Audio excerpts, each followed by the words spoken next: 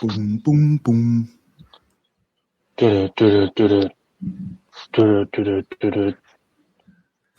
Wow, wow. Gotta get some music up in here. Yo, what's going on? How's everybody doing tonight? Welcome back to another edition of Sports here in the cave. Here tonight with Jerezy, with Francis, Yo, and yo. gonna have another new episode with the latest and greatest in the world of sports. Tonight we're gonna be talking about UFC, talking about some judge stuff within there, maybe some card previews, what's coming up down the pike with UFC. Then we're gonna switch into sports picks with Francis. Then we got a little bit of basketball chatter. Some big games happening tonight. Playoff race heating up. And lastly, we're going to finish with a WrestleMania preview. So without further ado, what's up, fellas? How you guys doing? What up, man? What up? I'm good. How you doing? Good to see you, Francis. Good to have you on here live with us. It's been a while. Yes, sir. It's good to be back. For sure. Jerezy, what's popping with you, dude? Oh, no, he's muted. I think he's on mute. Oh, he's on mute. Technical difficulty. I'm here. Dude, I'm getting shadow banned, man. I'm telling you. Being on the K podcast saying the shit I'm saying, they just be muting my mic. I think there's a white fan outside. Just muting my shit when I say real talk. Oh, no, he's on those shit. You gotta move the mountains, man. Shit. I need to change another mask, bro. They can see right through that shit, dude. Yeah, but sports, 5P0RT5. We're on Spotify and Apple now, so this is dope. Glad to see things Yeah, it's going. fucking awesome, dude. Yeah, let's keep it big. All right, let's get started. Let's do it. Boom. Kick us off. I will start off with the UFC MMA. I'm a big MMA fan, but lately I just came back to it. I found passion again. And, Cheeto Vera and Corey Sandhagen had a fight recently. And those are two of my favorite fighters. So the way that played out kind of summarized what happened with my emotions toward the sport as of late, because two of the best fighters fought, but at the same time, it could have gone either way because of the stupid judges. And judges, I feel like, is ruining the sport right now. But before we get into that, let's talk about the Bantamweight division, which is the most stacked division right now. Lightweight stacked, but I think it's at a deadlock right now since Islam's over there. Welterweight's kind of up in the air right now, but it's pretty much the same guys. Look at this shit. Peter Yan, I think he dropped down, though. This is old. I've been putting old stats up, so my bad. But I'm pretty sure Merab and Peter Yan have switched spots on the rankings. So we got Merab. I don't even remember his name. Merab Dvalishis versus Peter Yan. I was going for Peter Yan if I was a betting man, which I haven't been as of late. I would have put money on Peter Yan, but dude, this guy Merab just mauled him. He didn't even really beat him. I just think he outpaced him. He kept him thinking, and I told everybody, this is how you fight as an MMA fighter. Like, you don't get lulled into the striking and just fight as a boxer like Chuck Liddell or Conor McGregor. You don't just do you could say you could do the Khabib stuff, but people call you boring if you just stick to your wrestling, But this guy just mixed it up. He would do, it's almost like a cardio kickboxing style, then he'd switch it up to wrestling. And he just kept Peter Yan picking the whole time, which is crazy because Peter Yan's one of the best MMA fighters, I think, in the sport right now. But he's on a 3-fight losing streak. So, oh, damn. It sucks for him. So that means Merab goes up past him. You guys know these guys? Merab Dvalishis or Peter Yan? I have no idea who these guys are. I'm gonna tell you right now, dude. When I was really in the UFC, it was like GSP was still like leading the charge. Conor McGregor, I think, was still coming up. So it's been a minute since I followed it like that. So between you and Source, I've been following through you guys. So definitely need to catch up, though. Man, if it's the personalities that got you guys into the sport, I feel like now there's a lot of kind of carbon copies of Conor McGregor. But if it's a skill, right now, it's at the highest peak. Even the jabroni names, and I don't mean that with disrespect, but low names that you haven't even heard of are high level. So it's crazy. Like if you watch UFC, even the undercards could be sick. You know what I mean? Oh, pretty crazy. Yeah, So, that was always like what was dope with cards. You know, back when I was super into it was the undercards. Like I mean, obviously like the main events, you know, would be why you'd buy the pay-per-view, but there would be some undercards that would rival what we got in the main event. So glad to hear that the skill level is at the best it's ever been. So yeah, sometimes the undercards win the fight of the night award too over the main event. So don't sleep on the undercards, which is funny because you see the undercards and there's nobody in the arenas, right? yeah, it's true. Yeah, missing out. So moving on, my favorite fighters: Corey Sandhagen versus Cheeto Vera, Marlon Vera, but we call him Cheeto. It's kind of his nickname. But they were definitely pushing Cheeto. Shout out to Cheeto. I think he's a Orange County native, but he reps Ecuador. He trained out of Irvine in Oyama Fitness, but I think he's over in Costa Mesa now. Okay. But Corey Sandhagen is like a ninja Bushido samurai mindset type of fighter. He was on a winning streak, and then he lost the fight to the current champion. He got choked out, and he said he was really viewing martial arts as a more of a Zen, you know, like how I view martial arts, like kind of like Master Splinter, you know what I mean? Wax on, wax off. All my life is kung fu, be peaceful. But he said when he went into that championship fight and he got submitted, and he saw the champion just, you know, celebrating, jumping around, he said he was pissed. He's like, nah, like I want to be the one that hurts people, you know? I want to be the one that's dancing over there. So ever since then, like he says, he's had bad intentions, and he almost had to go to dark places to get into that mindset to where I'm not here for Zen anymore. I need to kind of get like kind of murdery, you know what I mean? Yeah. And since then, dude, he's been dangerous. So the thing is, though, he was in a title contention fight with TJ Dillashaw, but he lost to a decision, which is really puzzling because TJ Dillashaw got fucked up. I think he tore his ACL like in the second round. Wow. Somehow won a decision. So, you know what I mean? Even if, let's say this was like, because he took it back to like primal stages where I want to hurt you, you know what I mean? Even if you were the animal that hurt the other animal based on points or how the judges view it, the other guy could win. It just, I guess somehow it makes sense, but to the person who did the damage and comes out with no damage, that doesn't really make sense. You know what I mean? Yeah. What do you guys think about that? I actually caught this fight. This is the fight that I was in the Discord and I had some time to catch this fight, and I asked you, Jerizi, like, who would you pick, Corey Sandhagen or Marlon Vera? I wanted some action on this, and he said Sandhagen. So I put some units on it, and yeah, I mean, I don't know much about martial arts and like the X's and O's, but it was quite obvious that Sandhagen was very technical and very skilled. He was switching from southpaw to regular stance, and he was just like Cheeto couldn't like catch his rhythm. It was always kind of like off, and that's when Sandhagen would just go pop in for a strike, take him down. It was very masterful. I mean, even as a guy, even as a guy that's a very casual when it comes to the MMA, I could just see how skilled this Sandhagen guy was, because he wasn't even when he had opportunities to keep on pressing, he would just pop in like for a 2-3 hit combo and back up, move side to side, switch stances. Yeah, that really fucked up Cheeto. Like, Cheeto was trying to time his reach when Sandhagen was in regular stance, and then all of a sudden he just switched to southpaw. It was pretty impressive, I must say, and I'm glad that I had my money on Sandhagen that day. Hell yeah.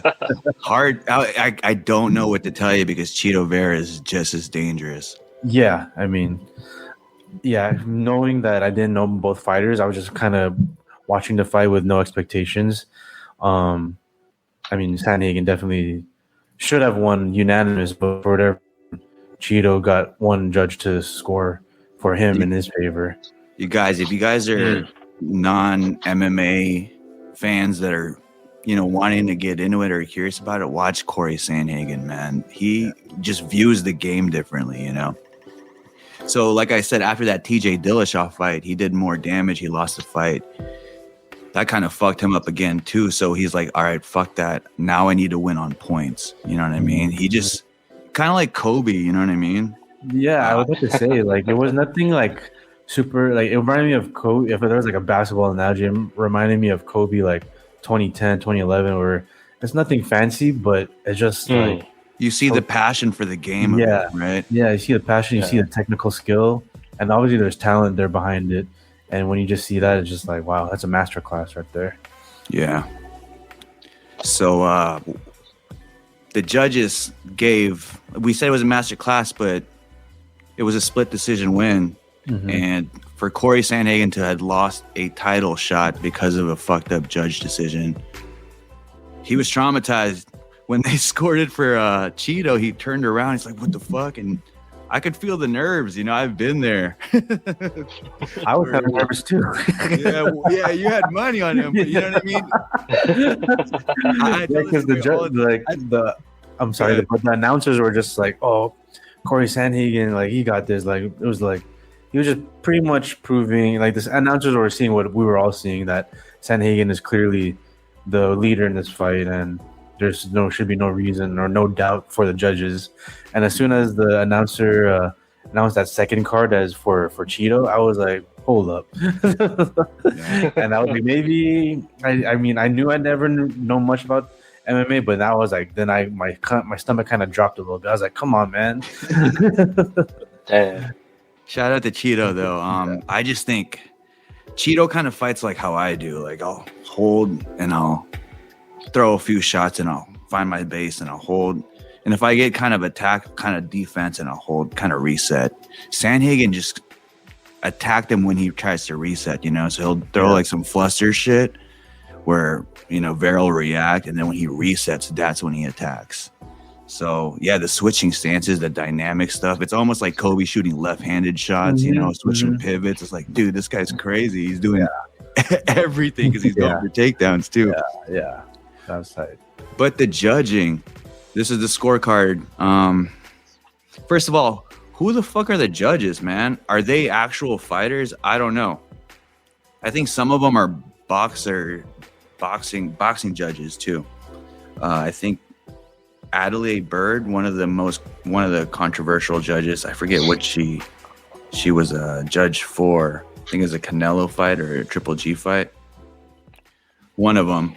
But I think Adelaide Bird is married to a referee, so there's some kind of in cahoots going on in sports, and I feel like someone, especially MMA, I talk about this all the time. Like, this isn't baseball, no disrespect, but people's like lives are on the line. You know what I mean? People's eyes can blow up. You can fucking pull like temples can a disc in your neck from a choke. You know what I mean? Yeah, it's crazy out there, and I don't know if you guys know this about the rules of MMA, but let me pull it up right here. These are the rules in MMA. So in MMA, depending on what state you're in, the rules are different. Oh, wow. I didn't know that. Yeah, so Did not know that. A grounded opponent in one state means that one hand is on the mat, and in another state, it means both hands are on the mat. So let's say someone's training and is used to fighting in Las Vegas and they fight in New York, you know what I mean? That can be the difference of a disqualification. But just to make that even more confusing, who knows if the judges know about that, you know, or is calculating that? How is that? Well, can you explain why that is? It's like, yeah, I was about to ask. If the UFC is like the NBA of MMA, then why is there different rules in different states? I don't want to talk like I'm an expert, but I'm pretty sure it's because it's still a new sport. Like, it's just getting taken seriously right now. Like, this is their second, third season in ESPN. You know what I mean? Yeah. They're finally getting taken seriously as a sport. I know they signed a huge deal with when the Furtado brothers sold, so they're trying to make money too. Money back from the company. I think that's why Dana White's doing what he's doing, to just push the sport with the Nelk boys and stuff. You know what I mean? Okay. And the slap boxing. But I think it's still a new sport, and I think there's a lot of corruption still that people are making money from. You know what I mean? It's like old school boxing, where The rich people really make the money, like the Don Kings and stuff, off the fighters that focus on fighting and aren't really educated with the manager side and the finance side. I mean, you see it with Pacquiao in boxing. You know what I mean? Mm-hmm. That's true. Yeah. So I mean, just to go back to these rules, sometimes you can't look at the replay. Sometimes you can. In different states, extending your fingers legal in some states. Some they're not. Clavicle hits. Well, when I was watching that Sandhagen fight, he took Cheeto to the ground, and I saw Cheeto trying to kick him, like to the face, but then the ref said no, and I was like, when did the rules change all of a sudden? Because I remember playing UFC video games. Like if I'm on the ground, I'm throwing kicks to the guy. The guy you can catch him. Just spamming X. And then, and I feel like I watched other fights in Vegas that fighters when they get taken down and they're defending themselves using their legs while on the ground. But in that case, Cheeto was not able to do that. At least not to the face. He could only like jam his body or whatever, or his legs, his like Sandhagen's legs. But it was like no striking to the face with his feet while he was on the ground, which was odd to me. So the rule for that is you can up kick if the opponent is standing. Okay. But if the opponent is grounded, then you can't up kick this. So that's where it gets murky, because what's grounded? One hand down, two hand down, one knee down, both knees down. Okay. It's different. So just think about this. Imagine if we played basketball or football and we applied the same rules where, we're playing in New Jersey, you can take 5 steps here, like dunks are 5 points over here. We play with a square ball over here in LA. They crazy out here. Interesting. Damn, that's crazy. I had no idea. That's interesting. So who's this on, man? I think it's on the white man. The white man. Yeah, I think we said this on the last sports episode. I feel like Dana White privileges is a real thing. I feel like because it's not a regulated sport yet, you know what I mean? Like NBA. Because I mean, even in the top sports like NBA and NFL, there's still some sketchy shit going on. Like the trades, Chris Paul going to the Lakers. Like what the fuck? You know what I mean? Yeah. So there's still some kind of Dana White privileges going on in all kinds of sports. Would you say that Dana White is choosing the fighters to fight in certain states versus because this last fight was like in San Antonio? That's interesting. Like why? I didn't even think about that. Good point. I feel like interesting. Yeah, I think.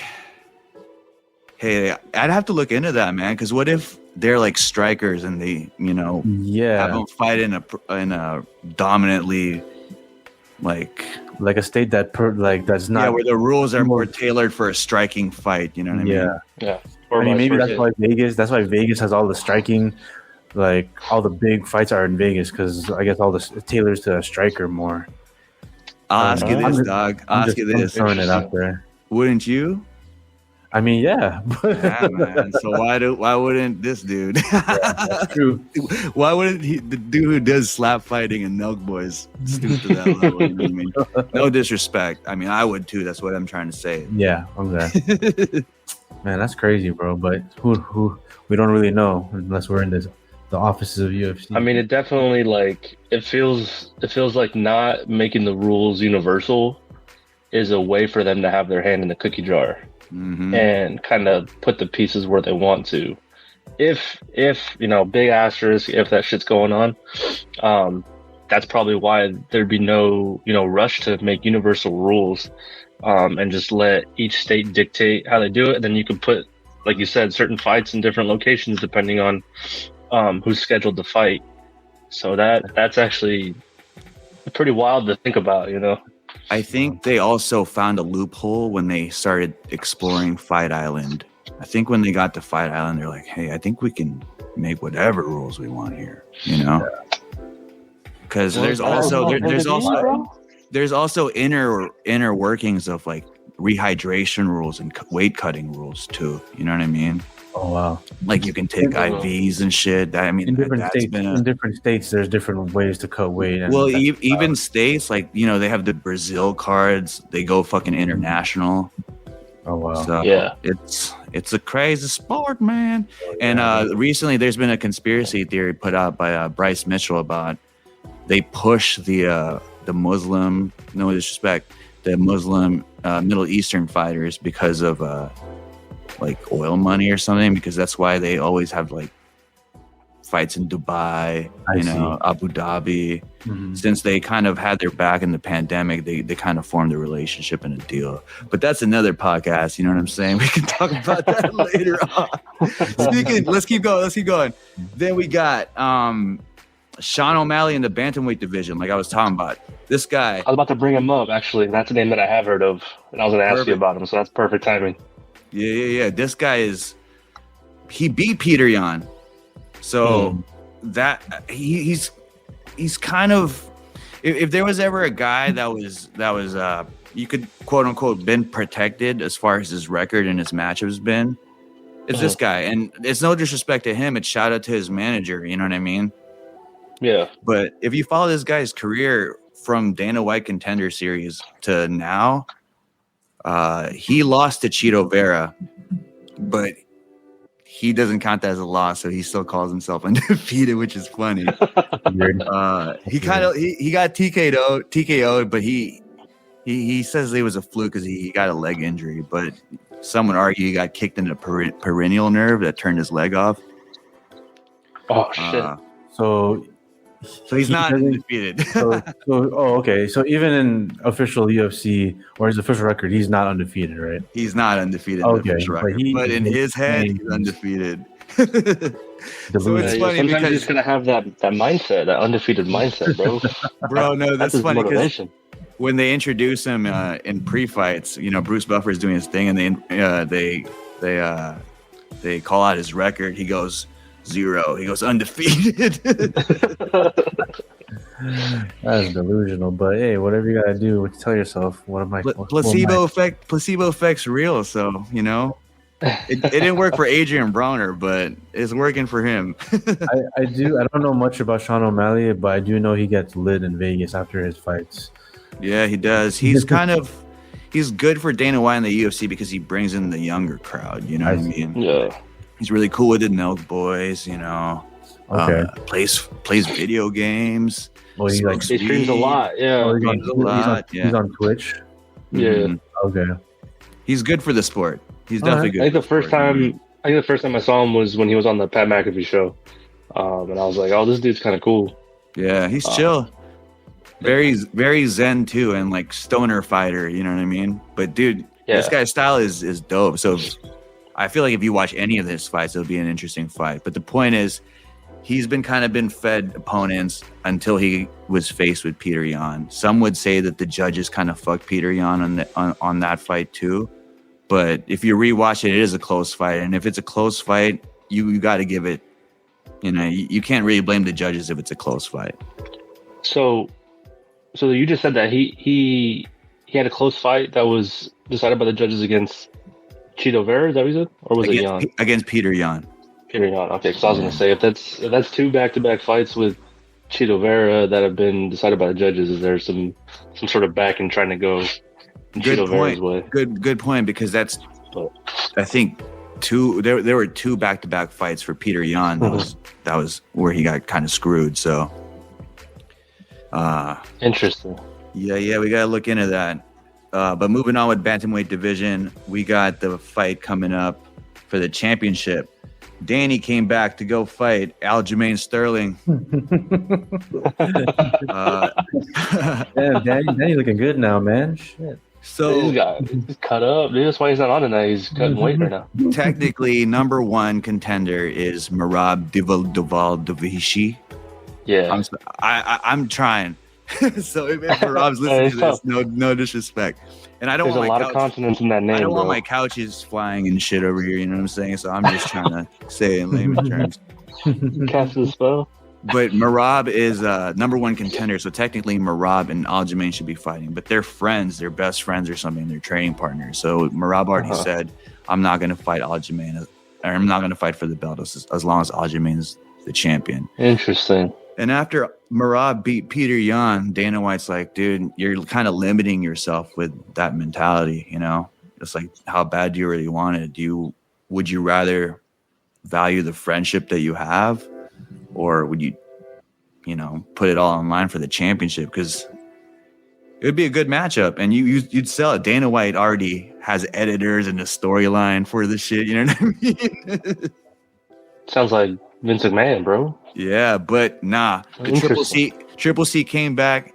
He wants to win the belt. I'm pretty sure he wants to go up to 145 and be quadruple C. He's trying to make history right now. So yeah, it's going to be interesting. I personally think that right now the game plan is whoever wins this fight is going to fight Sean O'Malley. But okay. Sean O'Malley versus Corey Sandhagen wouldn't be a bad matchup too. So who knows? That's what's going on in UFC right now. I'm all in. I'm sold. And you gotta give me your picks, man.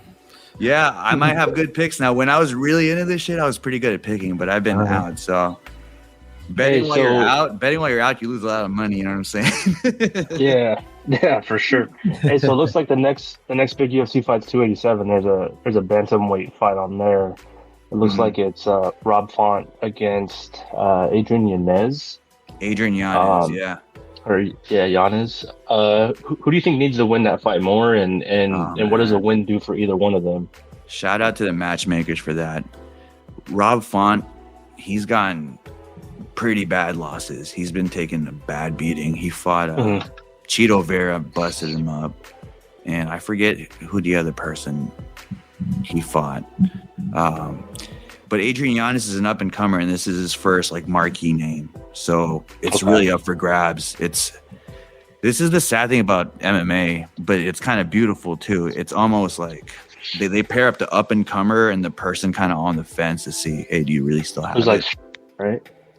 Yeah. So sometimes you see a war, or sometimes you see the passing of the torches, and sometimes the passing of the torches is brutal, So yeah, some people don't want to get rid of that torch. They want to hold on to that shit forever and stay warm. But everyone has their time. So based on what we spoke about, though, I think the UFC wants to push Adrian Yanez. Yanez, okay, that'll be interesting to look out for sure. It's a big card coming up. Yep. So yeah, with that, I'll pass it off to Francis with sports picks.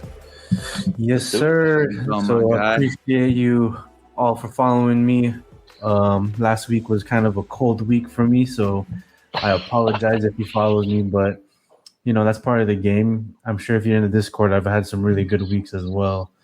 But yeah, I just want to touch on the March Madness and how crazy of a March Madness tournament it has been. I mean, if I saw some guy on Bleacher Report, he was just blindly betting every underdog money line from round of 64 till Elite 8, and he bet $100 on each game, and he's up 2,600 just betting on all the underdogs. Even if the losing record is I think the underdogs outright are 24-40, some of these money line bets the odds are so high that he'll come up still, and that's pretty crazy to think about.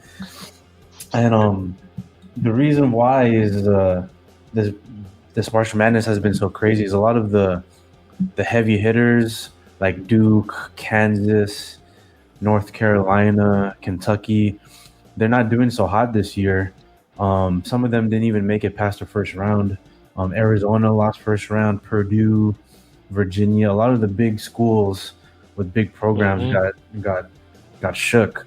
And then, as you can tell right now in the Final Four, we have Florida Atlantic playing San Diego State in one side of the bracket, and then the other bracket, kind of a bigger school, you got UConn and Miami playing. But if you add the sum of each seed in the Final Four, it's one of the highest sums ever. Because sometimes, when you have Duke and Kansas and all them, the sum of every team is probably 4 to 6. I think this year the sum is 23 or something. So that just shows how much of an even playing field this NCAA March Madness has been. And yeah, it's been crazy. Have you caught any of the games, Zach? I mean, any games caught your eye that were kind of mind blowing in a sense. So, got to start with the obvious. Fairleigh Dickinson, 16 over the one. Oh yeah. And it was funny too because that coach for Fairleigh Dickinson, I think they had to do a play-in game to even get to play Purdue, and when they won their play-in game, he was caught on camera saying, the more I watch Purdue, the more I think we could beat them, and then it's like you're kind of digging your own hole there, so to speak. But he willed that shit into victory, man, and they dominated Purdue.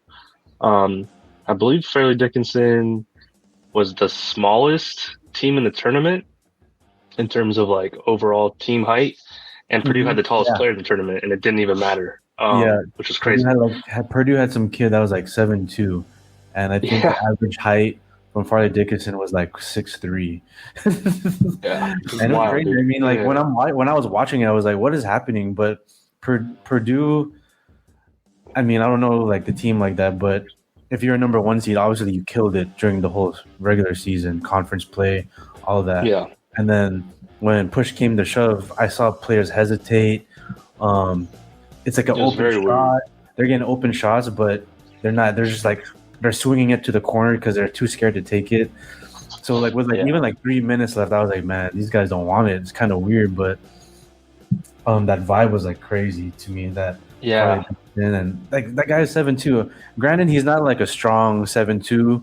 He's not like I think I weigh more than him, or he probably just weighs as much as me, and I'm 200 pounds. So that goes to show like how lanky and skinny this guy was. Yeah. I think he was getting like triple team. Like whenever he got the ball too, they were just hounding him, and he couldn't get rid of it, and because he was too close to the basket. Yeah, and I think Purdue had like their coldest shooting night too. So they kept trying to feed other guys to get hot, but it didn't work. But the beauty about this tournament is because you were asking about games that I was catching, it was like the first 4 days of the tournament, you got a game on from the moment you wake up until right past dinner time. So yeah, exactly. I definitely tried to catch a little piece of every game that was on. And from jump that first day, the first 2 days, you got some upsets, some big time upsets. Like you said, Arizona lost, Purdue, number one seed, lost. There was another one too that was kind of big. I think it was early on in the day. Furman beat Virginia.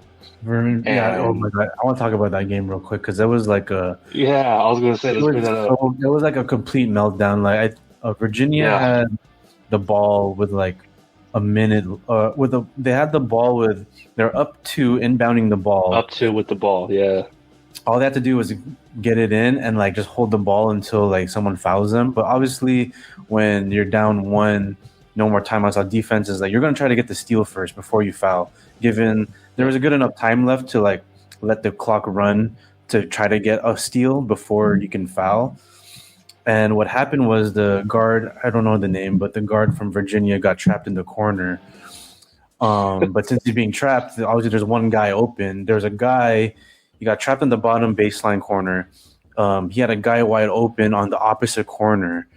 And he chose to just chuck this pass like he was like a 3-year-old trying to make a layup blindly. Yep. So exposed. I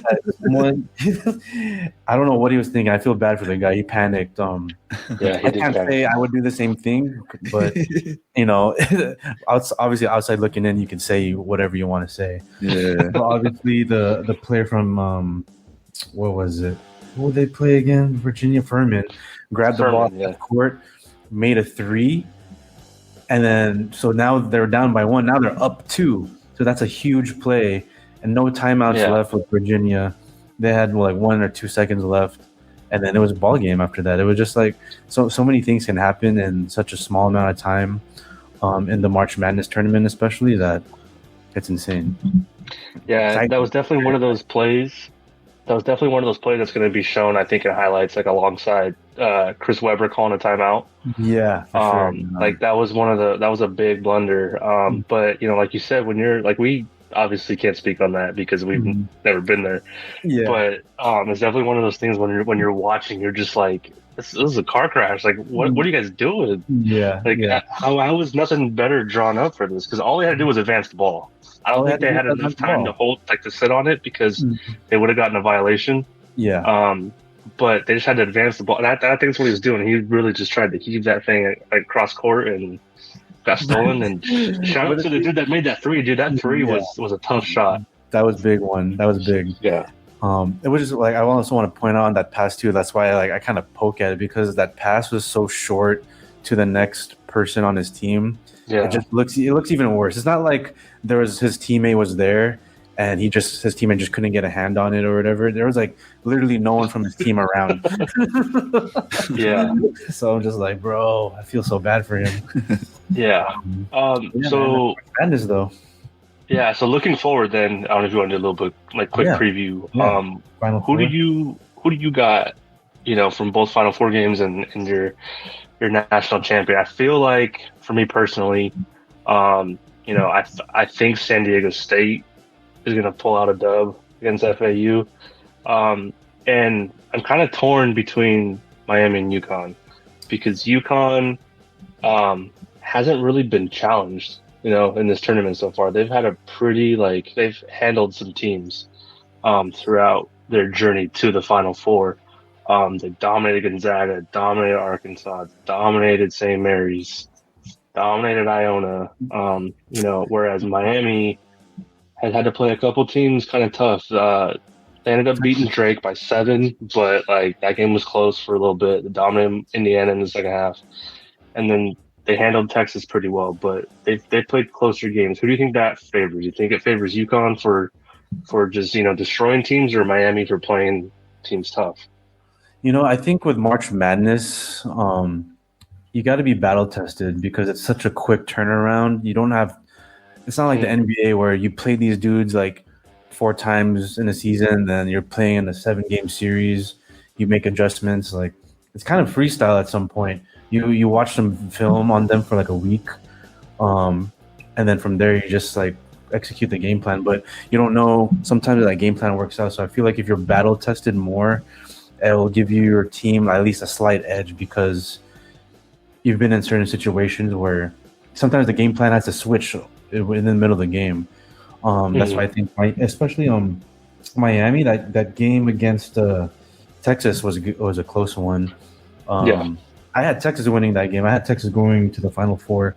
I had Texas winning it all. Yeah, Texas is a really good team this year. But you know, they, like I said, Miami made the adjustments on the fly and they pulled it out. And I think Miami is going to take it, but it's going to be a close one. I can't say for sure because UConn looked really good against Gonzaga, and yeah, dude, really good. I mean, Gonzaga UCLA was a great game, and I thought whoever won that game was going to the Final Four.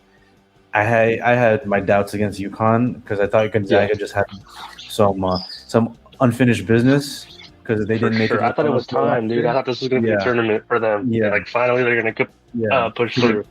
Because 2 years ago they lost in the finals to Baylor, and then last year they didn't even make it Final Four. It's Drew Timmy's last year, so I thought, all right, they're going to make the championship and then maybe win. But yeah, I think whoever wins from that game is going to be the champion. I think San Diego State beats Florida Atlantic, but I don't see San Diego State beating either UConn or Miami. So it's going to be interesting. It's going to be the weirdest championship game because, you know, you're so used to the Kansas, the Kentucky, the Dukes. Yeah, there's no blue bloods in here. Yeah, there's no one from the ACC in there. So it's going to be interesting.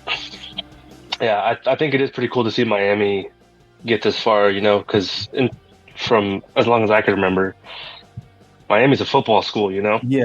I mean, I'm sorry. Miami is ACC. I'm sorry, but it's usually Duke, North Carolina, and Miami is football. Virginia, but yeah, it's cool to see Miami in there. I guess UConn now is the favorite. I think that's what I read. Yeah. You know, I think when we were middle school and probably early high school, UConn dominated both men's and women's basketball. So that one's definitely the game to watch, and there's probably no wonder why they're going on second for the Final Four. And I think I think whoever wins that game will probably win it all too. But there's something about that San Diego State team that I really like. I think they dogs. played really good basketball. They play hard. They've always played hard. I remember watching them play. I went to there's like a USC tournament that they had that they host at Crypto. Okay. And I ended up getting free tickets through the armed services, and me and my son went. That was like the last thing that we did before COVID. That's why I remember this. And San Diego State played Utah, and later on LSU played USC. But watching San Diego State up close, like they play a good brand of basketball. Yeah. And I feel like in these tournaments too, like they just matched up with teams in the past that like they just do that one thing that San Diego State it's just like their weakness, whereas like everything else like they do pretty well, but they just face that one team at the wrong time and it would like expose them. This year I feel like it's been laid out pretty well for them, and depending on if they get past FAU, I think they match up better against Miami. But yeah, I think it's going to be a fun Final Four. I read something though, which kind of sucks. I read something before we went on that the get-in price to these games is like under $60, like just to get in for each game. And if you bought like the dual ticket to get, or the trio ticket to get both Final Four games and national championship, it's like $80 to get all three. Wow! And they said it's like the lowest that it's ever been for any Final Four. which so like all these upsets and stuff is cool, but I know NCAA is hating this right now. Yeah, for sure. NCAA, like, man, we can't sell no $500 tickets. No one's gonna pay $500 to watch Florida Atlantic against San Diego State. Yeah, and Drake might. To be quite honest, I mean, I don't know if there's that many NBA prospects in this Final Four. Usually there's at least usually there's at least 2 or 3 in the Final Four that are in that top 10 or even first round. But like UConn has a I forget the names. I'm a casual when it comes to NCAA, but UConn has a kid that's pretty nice, but that's about it. Yeah, I think too. Another thing to note is if the dream season continues for FIU, they'd be the lowest seed to ever win the national championship. I mean, I think UConn did it a few years ago. They were the number 8 seed. I think that was when they had was it Kemba? Yeah, that's when they had Kemba. Kemba went on that crazy run and he just dominated everybody. Yeah, Kemba looked like a pro. Kemba was badass. Yeah. It was like once the Big East tournament, the ACC or the Big once the tournament kicked off, Big East in the Madison Square Garden. Yeah, he turned up. Madison Square Garden. He turned up in the Garden. Yeah, I remember. Dude, he was like if Allen Iverson was in college basketball. Yes. Yeah. Like 101. He was killing fools. Yeah, he was balling. So I think FAU would be the lowest seed to win. So there's definitely some interesting things to like look forward to for this Final Four, especially with like the seeds and like these programs. And I don't know, like you said, like this is the largest. If you add up all the seed numbers, it's the largest that we've ever seen. Yeah. So even though it might not be as attractive, like this may never happen again. So exactly, that's why I'm enjoying it. Yeah, definitely. But yeah, man. Now that we're still on the topic of basketball, let's switch over to NBA real quick, man. I feel like I'm more of not a casual in the NBA. So let's talk about the playoff picture real quick. Let's talk about the Eastern Conference first, because it's a little more obvious who is going to come out. Milwaukee. I mean, for me, Milwaukee. I thought Celtics were going to come out the East this year, but Celtics have been playing like ass as of late, and usually towards the end of the season, that usually dictates how you're going to go into the playoffs. But we never know. I mean, Celtics could pull something off, but as of right now, I think the Milwaukee Bucks have the best chance. But I also think the Sixers, if Harden doesn't sit out a few games and actually tries on defense once in a while, I think they got a really good shot. Yo, what's up with this slander, bro? Shots fired. What's up with this slander, I mean, I don't know. Like, it's a back-to-back. He'll sit out. I don't know what it is, man. I'm just seeing it how it is. I mean, like I'll LeBron, say right?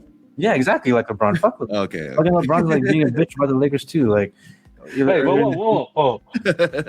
Dude, earlier in the season, that LeBron's elbow was 4 or something, and like we were like 28, and like like 5 games below 500. Like you got to play those games, man. But anyways, He's Eastern like 50 years old. What are we talking about? And, you know, it's a whole different story. That's fine. Yeah, It's just bad to do it like in the Laker jersey, knowing that you know what I mean. Like go do that in Cleveland, bro. Yeah, do that somewhere else, dog. That's my thing with him. Despite all the other respect. Yeah, I mean, I get it. You know, Kobe set the bar really high for wearing that purple and gold. I understand. You think if the basketball was like a sword of Arthur, you know what I mean? You think LeBron would be able to pull that shit? I don't think so, dude. I think that goes to like another player. You know? I think LeBron would be able to do like some dark magic, but not like the real way. You know, I think LeBron would fake it, bro. Fake Mjolnir and shit. Hey, damn. But no disrespect. Yeah, right. What's up with Dallas? Up in this, I'm on the Dallas bandwagon. Honestly, I had stopped watching basketball after. You're obviously a casual. Dallas sucks after the so Nets, much right now. After the Nets fell apart, because I'm a James Harden and a Kyrie Irving fan. So you know, I hopped on when the Nets formed, but the Nets dissipated. Hey, so I think I'm all worried about the Kyrie Irving Luka train. You know what I mean? I think Mark Cuban wants to hop off that. Yeah, definitely. It's not working, bro. It's not working for them, bro. No, they're out of the playoffs right now, right? Yeah, look at the playoff picture. They're they're not even in the picture right now, man. They're 11th right now. Yeah, they're. Oh shit! But, well, they're new. They're a game behind Oklahoma City. It takes time to figure out magic. You know what I mean? Yeah, Rome wasn't built in a day. Yeah, but I mean, Ron Weasley had a hard time learning magic. But the thing is, Kyrie's he's like this is the last year of his deal. He's gonna go somewhere else unless the Mavs pay him like that max contract, which I doubt they will, because they're gonna save that money for Luka. But yeah, Eastern Conference. We'll talk about it real quick. I want to talk about this 4-5 seed matchup, the Cavs and Knicks. Okay, I was going to ask you about that. If the playoffs started now, that's my favorite Eastern Conference matchup to watch, because the Knicks, with Jalen Brunson, they just become that New York style ball, like especially with Tom Thibodeau coaching. They play really good defense. They move the ball, and they just play with a grit that I just love about them. And that's the same way with the Cavs. Darius Garland and Donovan Mitchell, they're crazy on the wings when it comes to being on-ball defenders. Then you got Jared Allen and Evan Mobley as your backline defenders. So it's not easy to get to the rim. I feel like this series is going to be one of those series where it's not going to be a super high-scoring game. As in terms of today's NBA, it might be like a 100 to like a 105 game. But yeah, that's going to be interesting to watch, because Julius Randle is coming into his own again. He kind of had a brain fart last year, but I think he just needed that guy to alleviate the pain when it comes to crunch time, which is Jalen Brunson. And combining that with Tom Thibodeau's defensive mindset, it's going to be a great matchup. Nice. Yeah, I think for me personally, I'm a big, obviously unabashed Lakers fan. Love the Lakers. Mm-hmm. Loved all those baby Lakers that we had. So seeing Julius Randle ball, it makes me happy. Especially like first game with us, he tore his shit up. Was out for the year, but yeah, man, that was tough. Him, Bi, Hart, Kuz, love seeing all of them ball. So. Josh Hart's on the Knicks now too. He's balling. Yeah, he made a big difference. What was it last week that like Randall put up 50? Randall put up 50 last week. Randall could pull the sword out. Yeah, Randall's strong. Randall could pull the sword out. Stop that shit. Damn, still shooting. Damn, we're not even on the Western Conference yet, man. Didn't Randall like train with Kobe, and he's got like a really deep connection with him? Oh yeah, I think I read a story recently about him. Where were they at? Was it San Antonio?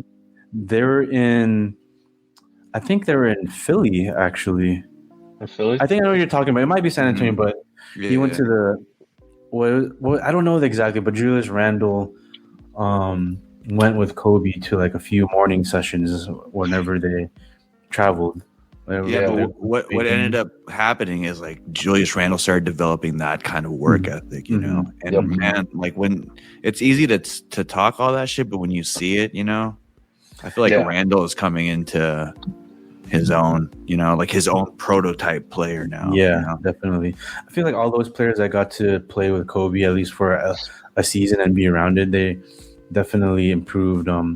D'Lo, he's back on the Lakers, and he's a more mature, like he's the player that we wanted him to be when we first drafted him. Who else? Jordan Clarkson. He's injured this year, but he's doing his thing. Yeah, when he's at the moments for sure. Yeah, when Donovan Mitchell left earlier this year, Jordan Clarkson was killing it. It's just unfortunate that he had some injuries. So yeah, all those Lakers we had, those three specifically, I feel like made the most jump forward in terms of their skills and their career so far.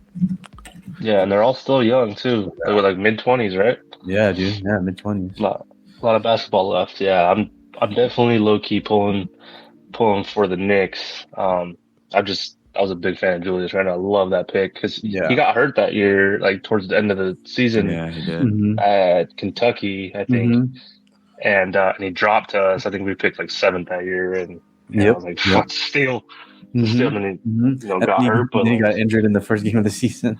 That was brutal. That was a tough season. Shout out to the East. So, who do you think is the biggest threat to Milwaukee? Who do you think the biggest threat to Milwaukee? I think 76ers. Just because Joel Embiid can at least that balances out with Giannis because they're both forces in their own way. Versus like if Boston matched up with Giannis. I mean, granted, last year Boston beat Milwaukee, but they didn't have Milwaukee didn't have Chris Middleton during that series. So That's right. Yeah. I think with Chris Middleton, I think Boston. No one on Boston can guard Giannis like straight up. I feel like Embiid will have a better chance just because he's a bigger body, and I mean he's gonna be. I feel like he's the MVP this year, but we'll talk about that after this playoff picture. That'd be a classic matchup too. Like NBA 2K showcase. Yeah, and I feel like and Harden.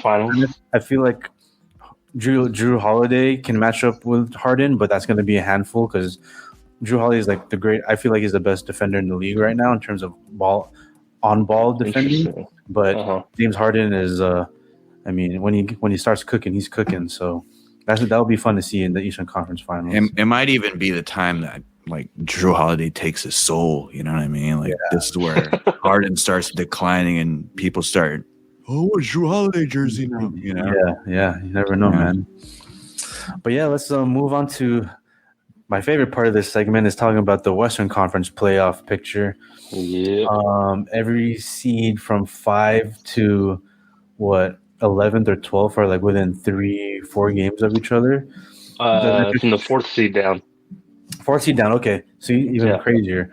Like 4 to 12. Everybody's within 4.5 games. Yeah, man. It's very fun to watch because I feel like this is the time where NBA has been like the most level in terms of like you never know. You don't really know who's going to come out the West or the East versus during those Cavs Warriors years. You're like, let me just fast. I'm not even going to watch to the finals because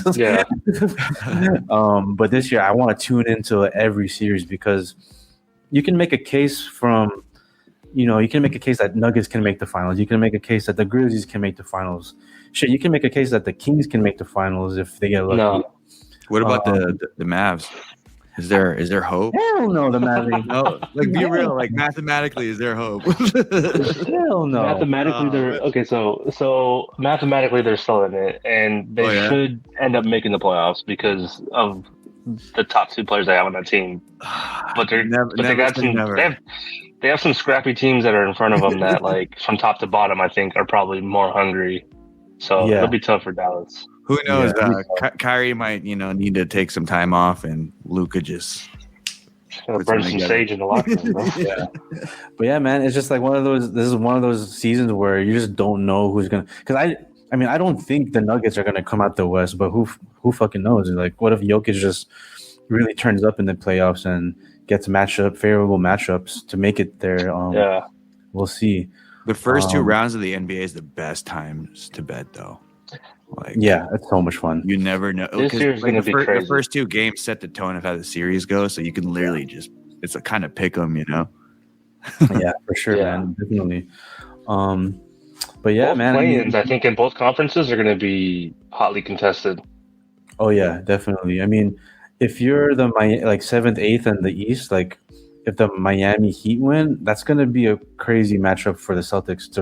I think the Celtics still win that matchup, but it's quite possible that they take them all the way to 7 games in the first round, and that's taxing, especially when you're trying to win an NBA championship. So, and then your next series is against Philly. Yeah, so, Philly. Yeah, and I feel like even that Philly Nets, I mean, they're not going to win the series, but they have nothing to lose, so they're just going to play with so much heart.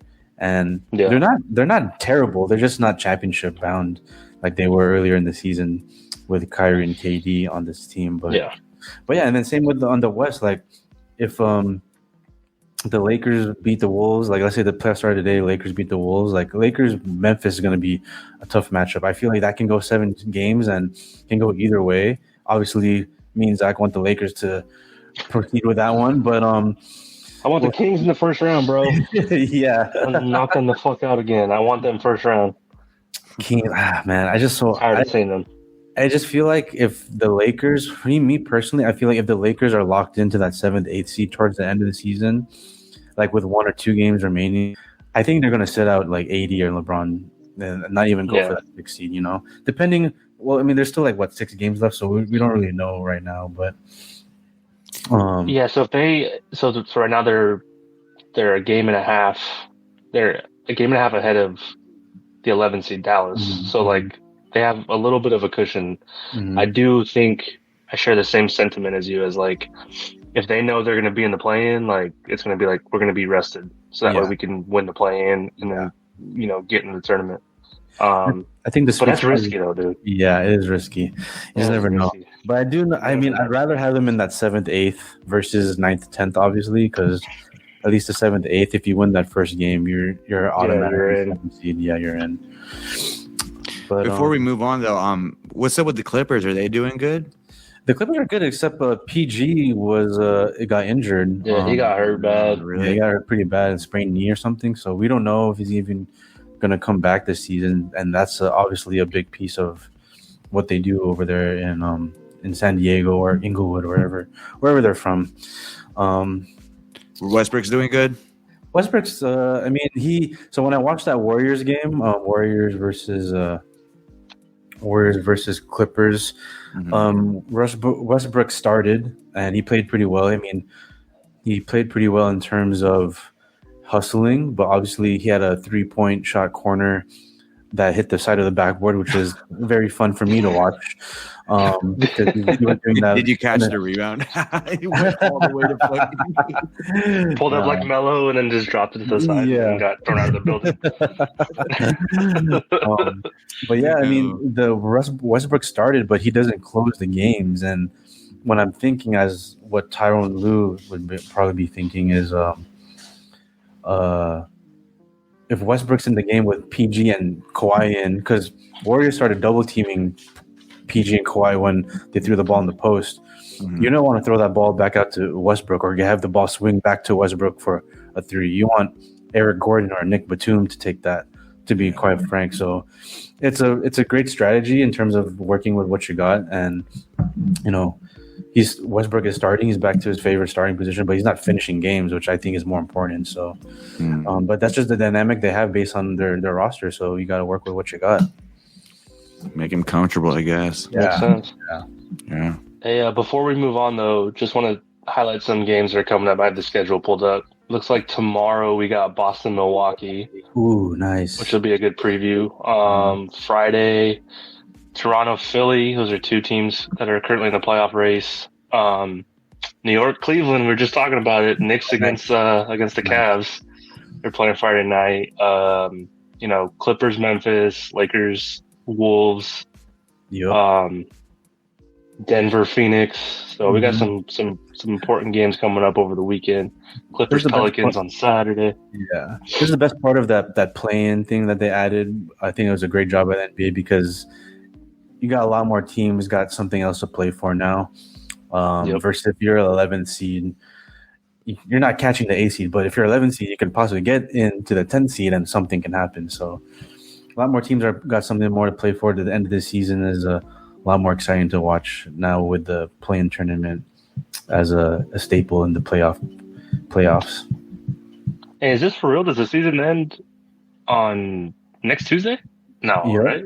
Yeah, no. Really? That's it? Yeah. It's done Tuesday? April 11th. Is that next Tuesday? No, that's the week after. Okay. 2 weeks. Yeah, 2 weeks. I don't have the schedule expanded that far then. But, yeah, it's some big games coming up this weekend, so that's going to be awesome to watch for sure. Dope. Yeah, man. Let's move on. So that's the playoffs. I think we got the MVP talk going on right now. It's basically who you got, guys? I'm picking Embiid for this whole reason. I think he just proved that he's Jokic is definitely putting up the numbers again this year. I just like Embiid. He's just proven to me more that he's that guy. And I think just to be quite frank, there's going to be some voter fatigue. Like you're not going to vote for Jokic 3 years in a row. I wouldn't. So that's why I'm going to put Embiid. And I think Embiid's the better player if you put them one-on-one. Jokic does make some crazy, insane plays in terms of a passer, but I think Jokic is a better closer in terms of putting the ball in his hand, down one, tie game, whatever the situation may be. I think Jokic would have to defer to Jamal Murray in a situation like that. So you're saying and Embiid has more of the killer instinct and the more of the takeover ability. I agree. Okay. Yeah, and I think sometimes you need to consider that in the MVP debate. Jokic is fun to watch though, and he puts numbers up. But yeah, I agree. Yeah, Jokic is. You can't deny that the guy's fucking good, but he's very skilled. I don't want to. If I was had a vote, I voted for him 2 years in a row. I'm gonna vote Embiid now. Yeah, spread the love. Spread the love. Yeah. What do you guys like? Who do you think? You got Jokic in this one, or you got for MVP? Yeah. Oh, I got LeBron James. Obviously, LeBron James. Just look at the numbers. Like when LeBron James is healthy. No, I'm just kidding. No, for this one, I would try to find whatever the best metric is to value or to show how valuable a player is to their team.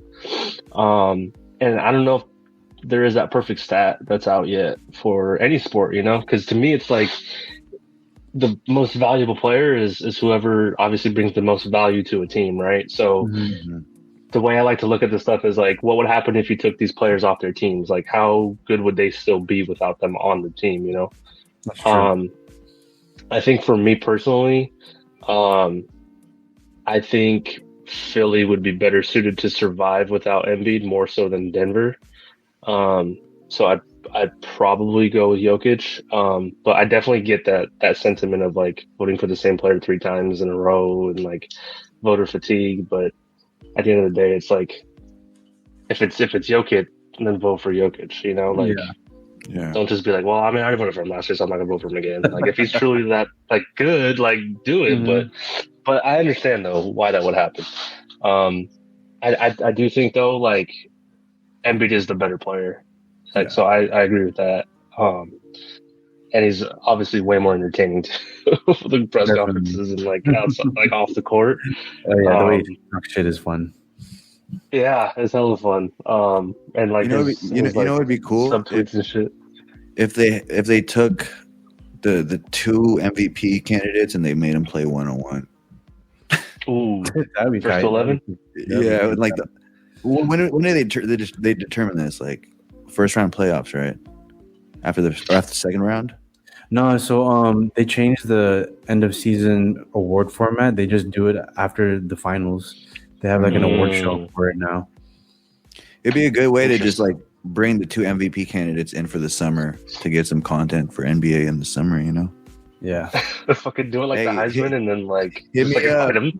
Hit me up at caveman@gmail.com. we could make that happen. Invite them all.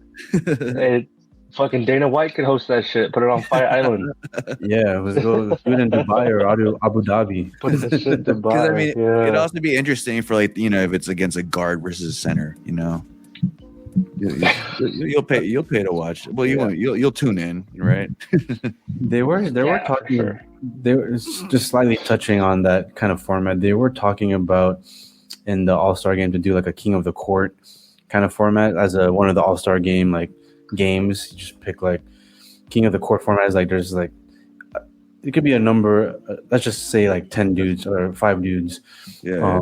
One guy starts with the ball, and then whoever makes that shot keeps it. That's 1 point. Then the next person's on, and then whoever first to whatever that score is, that's the King of the Court. Yeah. So that'd be fun to see like an MVP finalist King of the Court match at the end of the season just for fun. That'd be so lit, man. I'm fucking down with that for sure, dude. Hell yeah. Oh shit. That's cool though. Yeah, I feel like the NBA All-Stars. Like I don't even really feel like I miss anything when I miss the All-Star weekend anymore. Yeah, it's like it needs a shake-up and new ideas, which I feel like they're open to. So that's pretty promising, right? Yeah. Yeah, I mean, they changed it up a little bit when Kobe passed away. They, what is it like? It's the All-Star MVP, I think, is the Kobe Bryant Award. Yeah, and I think also like after a certain amount of time, like let's say the score is like 101 to 100, they add 24 points to whoever has the highest score. That's and then that's game point for NBA All-Star. So it's cool when it's close, but then like sometimes like this year was a blowout, so it was just like they just wanted to get it over with. Yeah. Because LeBron picks a good team, dude. Yeah. True. It's good. I think they lost. Oh man. Yeah, no, I agree that the All-Star game needs something. I used to look forward to that every year. And it's definitely died down a lot. At least for my own, anticipation for the, for NBA All-Star weekend. Mm-hmm. The dunk contests were better.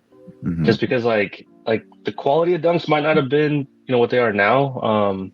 But it was the first time we were seeing stuff back then in these dunk contests, and you had stars in these dunk contests too. Mm-hmm. And I feel like you don't have that star power in the dunk contest. I think just, trying to entice these star players to participate in a dunk contest would be, the quickest fix. Yeah, I don't know why. Excitement and ratings. Yeah, I totally agree. Like this year, I mean, shout out Mac McClung. That guy's a beast, but yeah, he put his name out there. His name's on the map. Yeah. Former Laker. He's a former Laker. Mostly like a G League 2-way player, bounced around. I mean, he got bounced, but like ain't nobody buying a Mac McClung jersey after that dunk contest. Like, a few though. A few. I mean, he got a few, but I mean, he probably spiked the number. He probably had like his most like sales in a day after that. Yeah, it'll dry out, right? I don't know if it's sustainable. Yeah, but yeah, man. You think LeBron will ever do dunk contest? He needs to. Like his last one. The game needs that. Like just because, like it's the same thing like with baseball. Like they need Mike Trout to be in the home run derby. Like you gotta have these stars doing it at least once. Like Griffey did it. Yeah. All the legends did the home run derby. Like Trout's gotta do it. I mean, Shohei already did it, but that's because Shohei loves baseball. Like so much, and he understands his value. And I don't want to, really get off tangent here with NBA and going to baseball, but I think LeBron definitely needs to do a dunk contest before he retires. If he's about collecting quests, you know what I mean? Like that's another notch to just pick up. Trying to get the DLC. While I was reading a book, I did that too. Oh man. You need to stop with the LeBron slander in this show. I'm having to hear. Enough of this. Yeah, enough of MVP talk. Let's move on to. All right, so from one Hall of Famer to another, Let's chat a little bit here about the rumored or all but confirmed Hall of Fame class of 2023. There's reports going around that this is one of the most loaded classes that the game has seen. Headlined by Dwayne Wade and Dirk Nowitzki.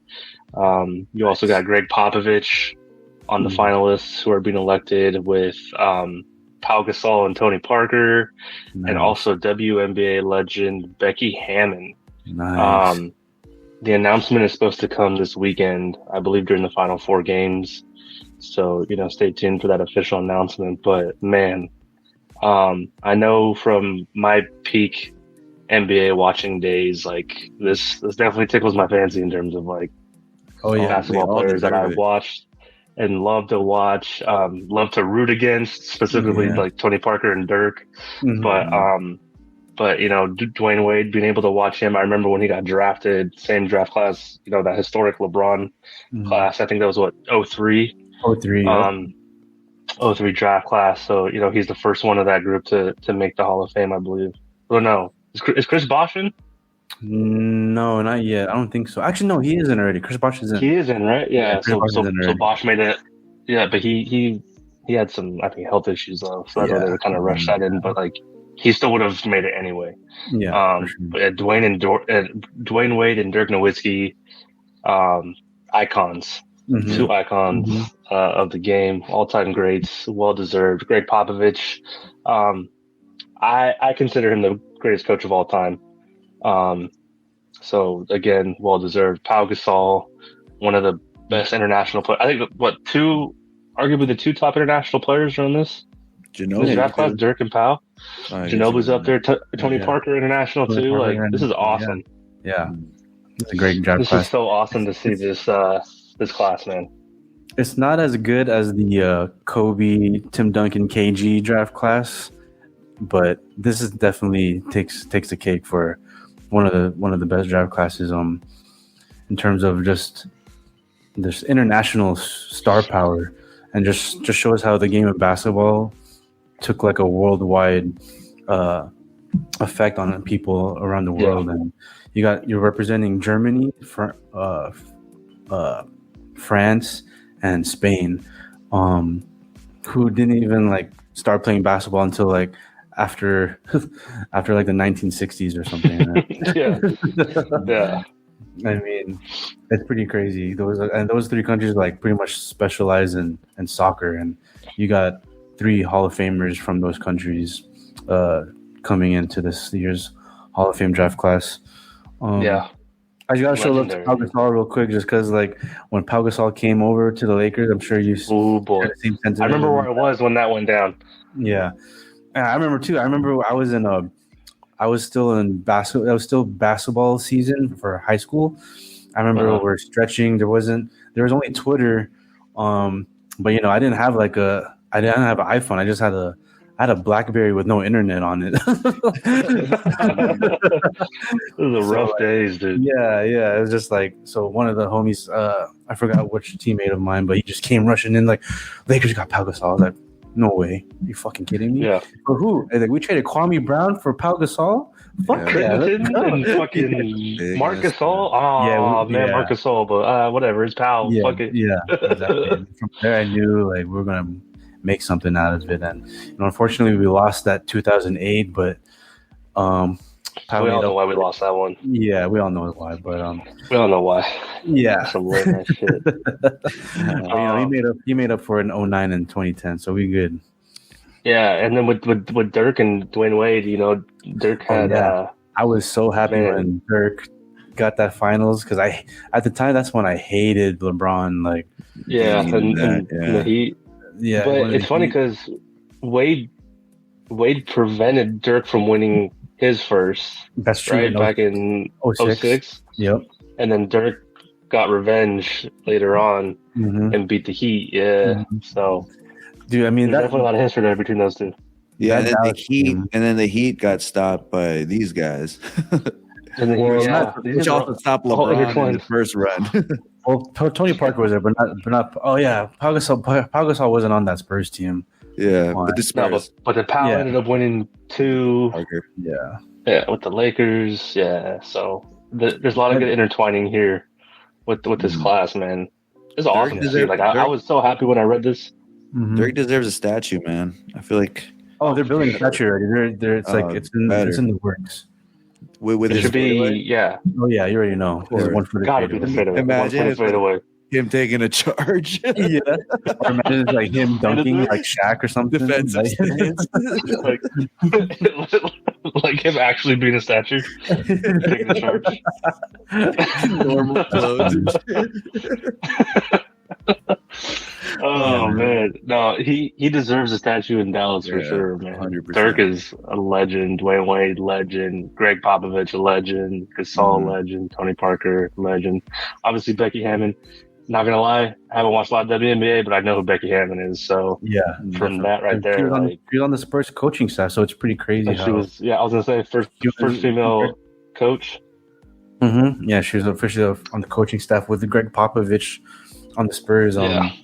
Yeah, she was a baller. I mean, I don't really know the ins and outs of WNBA hoopers, but you know who Becky Hammond is if you know hoops. She's up there with like Lisa Leslie and some other big WNBA names. Tarazi and Sue Bird and Sue Bird. See, we know a little bit WNBA on this sports show. Yeah. Got love for everyone. Yeah. Everyone's welcome to the cave. 6-time All-Star in her WNBA career. Coached Las Vegas Aces. Yeah. Obviously, pioneer in the Las Vegas Aces won. Las Vegas Aces won last year too. Yeah, last summer that was her first season with them. So she went from the men's bench.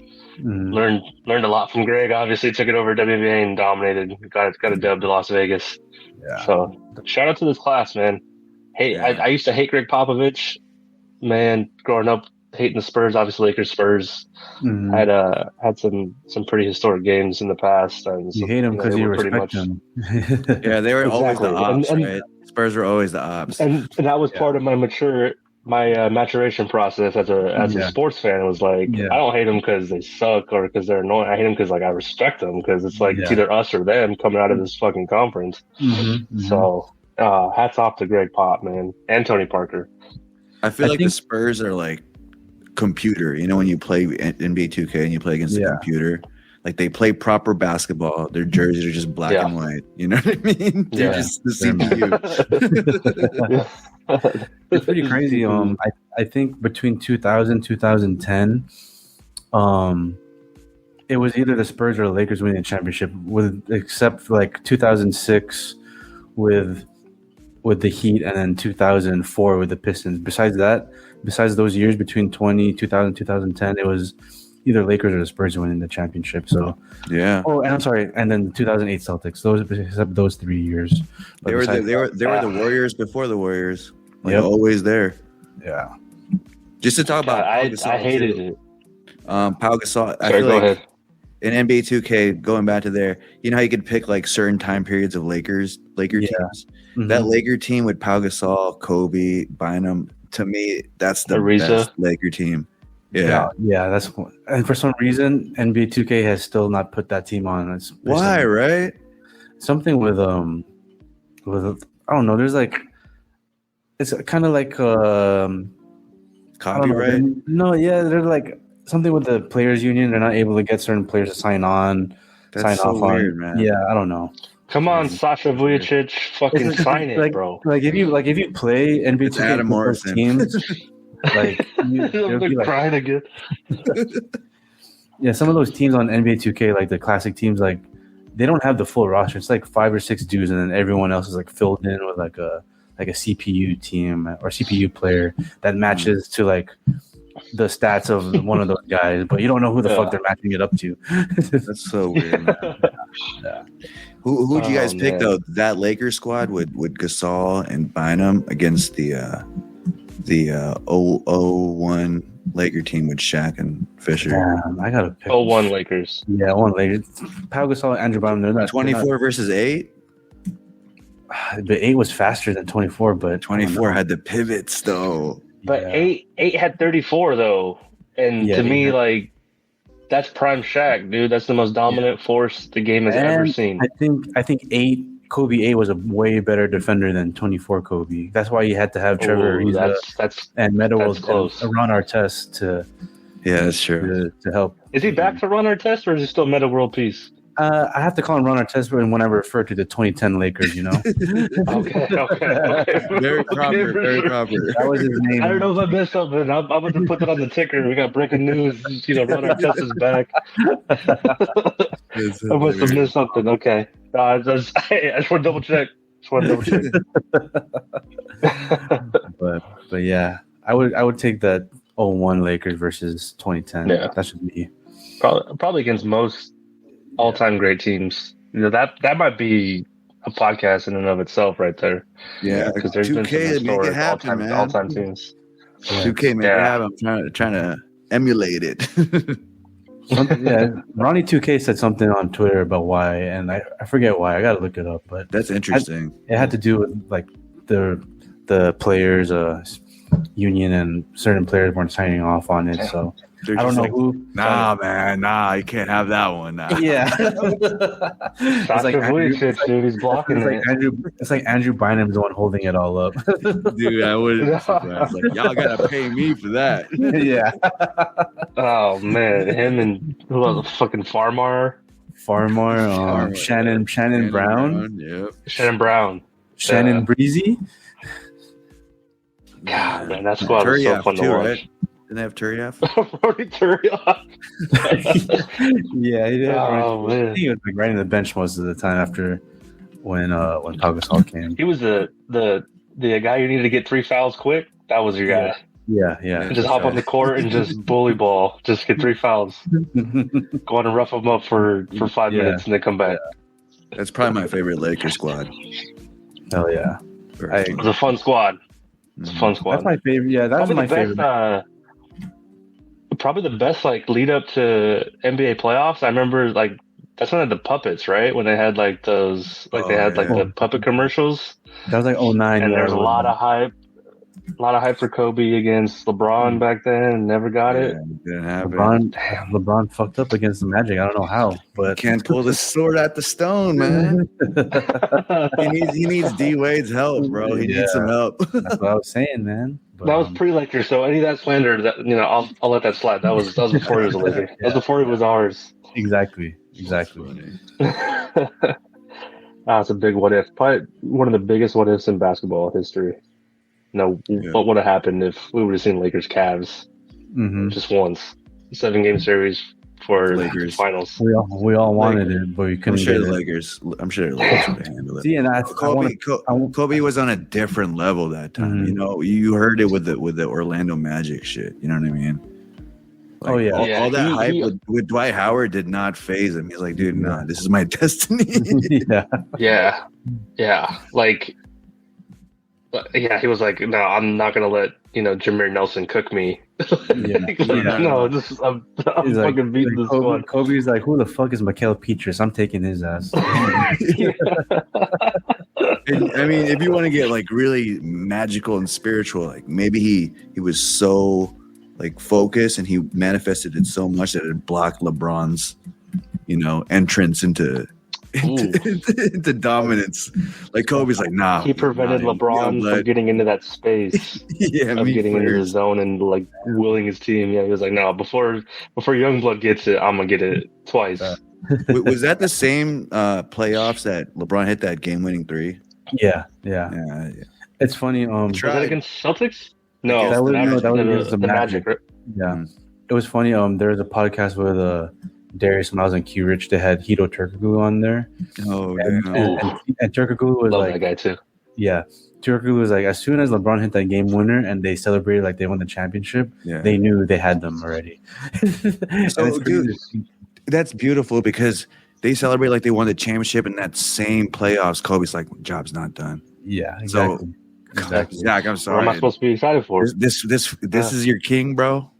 This is your king, bro. Hey, no, not. Hey, back then, nah, it was still Prince, bro. Now, fucking LeBron now with the Lakers. Yeah, brought us a championship. Love that guy.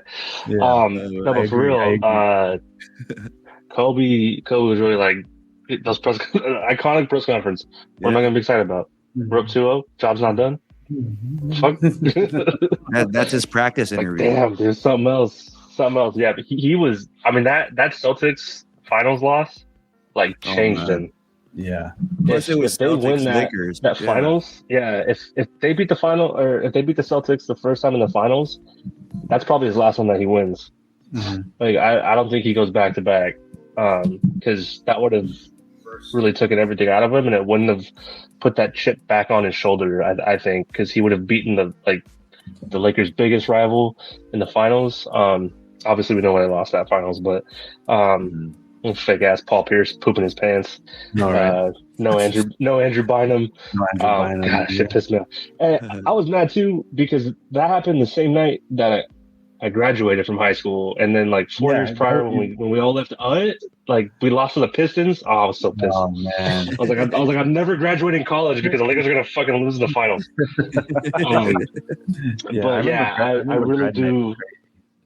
I'm sorry. Yeah, that was ridiculous. Yeah. No, but because we lost by 30, right? Like, it was like on 40, grad night. it was like 40 points on grad night. I was like, dog, I'm about to smoke a blunt. I don't want to remember this shit. I was all mad at dinner and shit. Like, I don't want to talk to anybody because the Lakers lost to the Celtics. Francis Like, like this shit again. Yeah. No, I was 18. Okay. 17 and a half. I was 17. Yeah, I was 17. Couldn't do shit. Couldn't even. Yeah, I wasn't even an adult yet. But nah, dude. Like like Kobe losing to the Celtics. I think just like that's legendary shit for him. Like, because he didn't let anything get in his way after that, and like it made Powell better because it made Kobe better, and like forced Powell to get to that next level. And now, I mean, we're talking about Powell in the Hall of Fame. Like, yeah. That was a huge one for them. And just to come full circle with it, like that's another thing that made Powell a Hall of Fame caliber player. So, Last thing I'll say about Kobe, because we could do a whole episode about Kobe. It feels like I could probably talk about Kobe for like 5 hours. Two things, and I'll wrap it up with Pau Gasol too. One is if you know Kobe Bryant and you've like studied his drive, you fucking know that Magic ring didn't mean shit.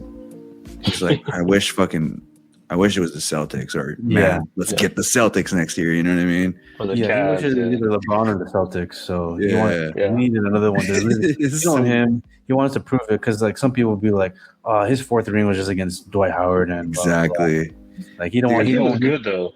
It was like they were good. People forget that Magic team was good. Stan Van Gundy was in his bag that year. Stan Van Gundy was good, but I think they trembled. They trembled when Mamba stepped on the court because even the games in Orlando were home games for. It was like the Garden. You know what I mean? Yeah. But to go back to Pau Gasol, like, and we talked about Shaq and Kobe, dude.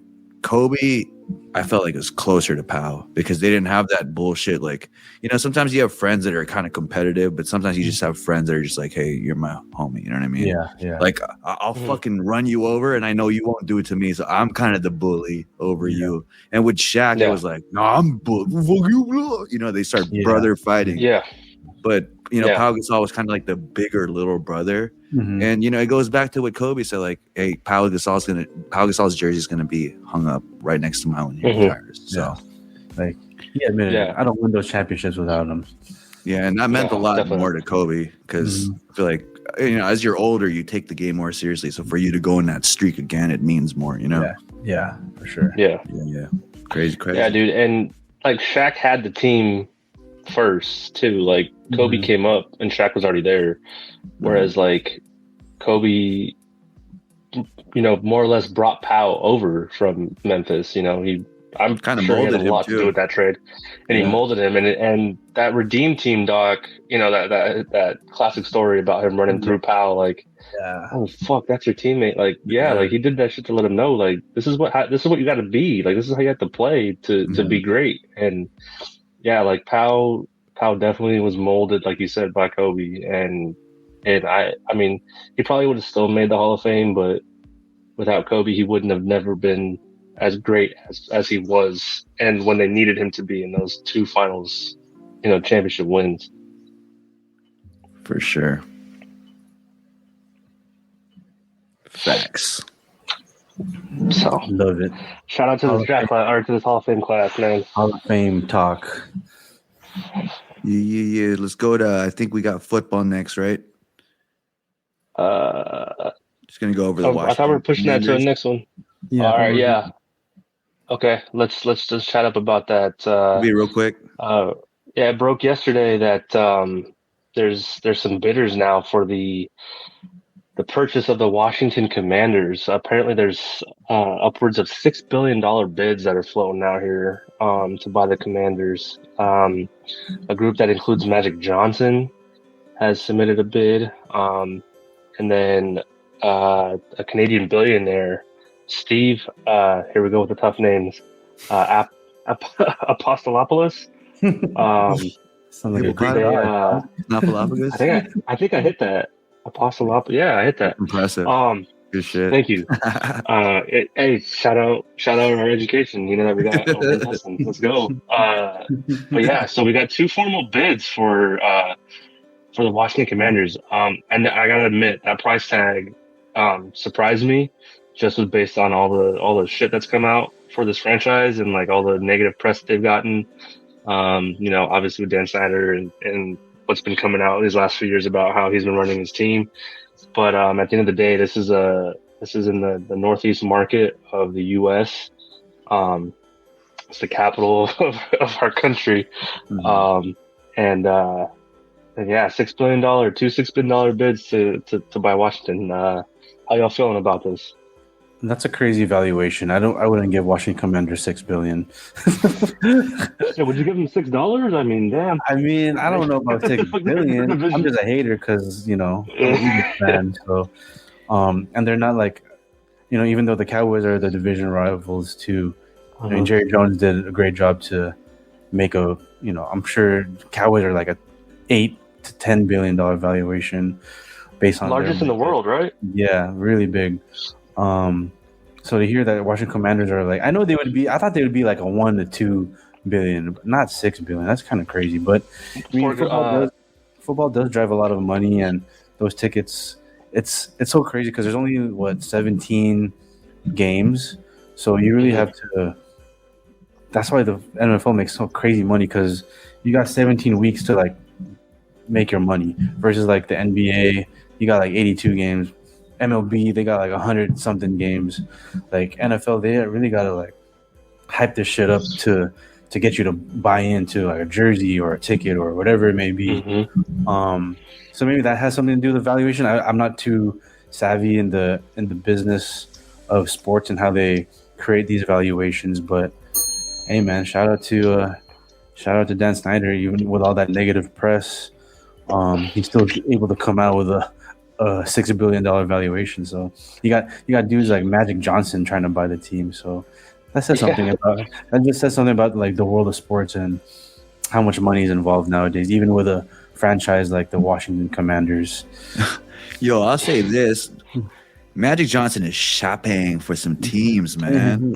That guy's putting like a bid in to any team that's like for sale, I feel like. Oh yeah, for sure, man. I mean, he's about his money, dude. Like he's trying to set his generations up. So you got that going on. I mean, I'll hold my jokes about the generation. So just for some, just throw out some numbers here for comparison's sake. The most recent NFL purchase was the Denver Broncos. Shout out Abrazo Mente and Proper, our resident Broncos fans in the cave.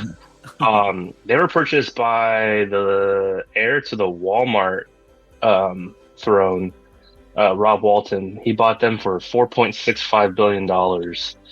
that's crazy. What year was that? That was in last year? This past August. Yeah, wow. So right before the season started. Yeah, last August.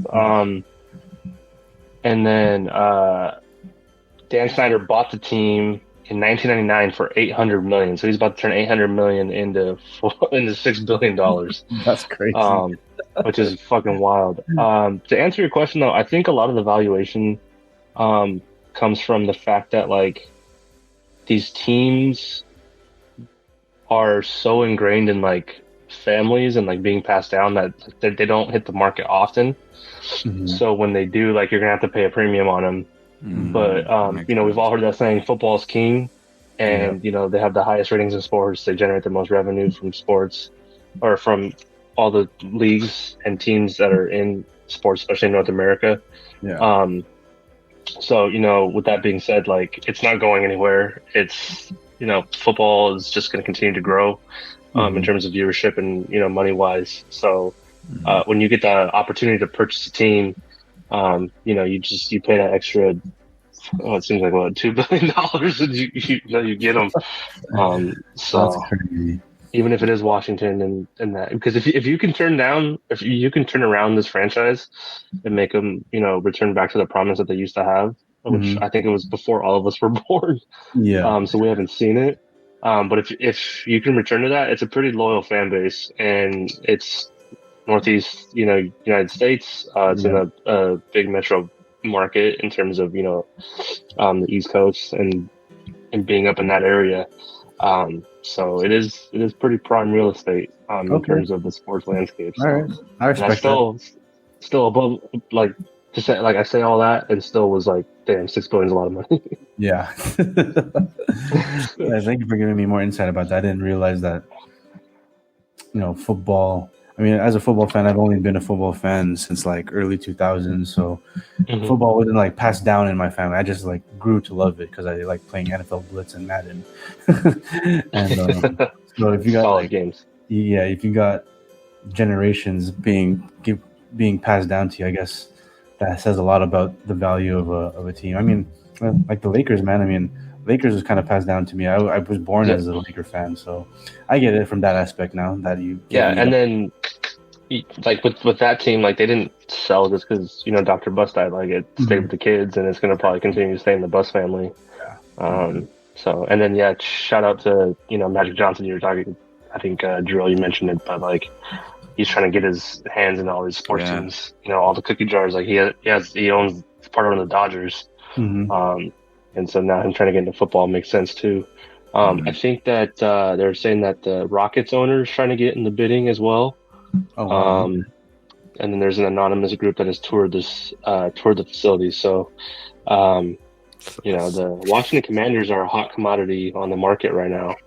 And just a little bit more insight. One of the groups is the group that owns the Sixers and New Jersey Devils. So they're trying to, I guess, to diversify their portfolio. Yeah, okay. And adding the Washington Commanders to the mix. Wow. Just the rich get richer. There's definitely, that group is definitely trying to stay in the northeastern market segment. So interesting. That's crazy. I can't wait for football to come back. Dude, it just ended. Like, we're about to get into basketball. When's the next World Cup? 4 years. Oh, we're talking about flip. I'm just kidding. Oh, shit, this guy. Are you being serious? No. So the next World Cup is in 4 years. The next World Cup is in 2026, and it's in North America, so that's going to be hella fun. Oh, wow. 2026. Okay, cool. That's crazy. Yeah, 2026. Yeah, so Canada, Mexico, and the U.S. are sharing that one, which will be pretty awesome. But yeah, well, Francis, always a pleasure to have you on talking hoops and sports betting. So I know you were trying to sign off after this. So thank you again for being on, buddy. Yeah, thanks for having me on, fellas. Have fun talking about WrestleMania, and let me know how The Rock and Stone Cold are going to do at WrestleMania this weekend, all right? I'm just kidding. Spoiler alert, dude. I'm just kidding. Spoiler alert. I mean, hey. I wouldn't kid about that. Who knows? Might be a spoiler alert. Might be. All right, peace out, y'all. Thanks, Good night. There, my man. Jerezy. It's time. Man, tis the season, right, for WrestleMania. We've been talking about this for months now. So I know we wanted to get a little bit of a WrestleMania preview. Obviously, that's going down this weekend in our backyard. Finally, and you're going, bro. SoCal. You're gonna be there. I'll be there. I'll be there for both nights for sure, dude. I was there for the last time they were in California, WrestleMania 31. Heist of the Century, Sting's first match. So yeah, I told myself, like, whenever it's close, I'm gonna try and make it out. So I'm gonna be in the building at SoFi. We're doing, I'm taking my son. He was too young to go with us last time, so I made sure, like, that we were going to do it right this time. So we're doing SmackDown, NXT, Mania, and the Raw after Mania. So it's going to be a long weekend for the Burn household, but Jeez, we're about to have so much fun, dude. You're about to have a little pro wrestler, man. He's super into it too, so it's awesome. I remember being 11 and being super into it. So And F5ing I think I was getting speared in the pool, and I remember taking a pedigree, and my homie didn't unlock my arms, and so I landed on the ground with my face. Yeah, dude, that's why it looks the way it does, bro. So big time wrestling fan, dog. So the boy gets to experience his first Mania. He's hyped up, as are we here in the cave, man. So man, let's break this thing down, huh? Yeah, I guess you got the first one right here, main event. Ooh, kicking it off with the main event, Roman Cody. Roman having the best modern day title reign in WWE history, arguably in pro wrestling history. Cody Rhodes, winner of the 2023 Royal Rumble. They've done a really good job building this, I think. Really, he came in 30 though. He came in 30 though, right? That's fine. I mean, that's the number you want, right? That's the number you want. I mean, I don't think his pec at the time would have allowed him to go from 1 all the way to the end. So, pulling him at 30, he joins the likes of Taker was 30, Lesnar was 30.